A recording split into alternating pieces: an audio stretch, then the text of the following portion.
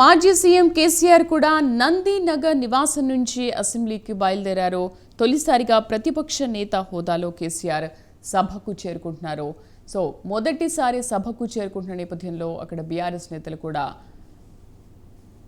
సంబరాలు చేసుకుంటున్నట్టుగా కనిపిస్తోంది. ఎందుకంటే మొదటిసారి ఆయన ప్రతిపక్ష హోదాలో కేసీఆర్ సభకు చేరుకుంటున్న నేపథ్యంలో అక్కడ సందడి వాతావరణం నెలకొంది.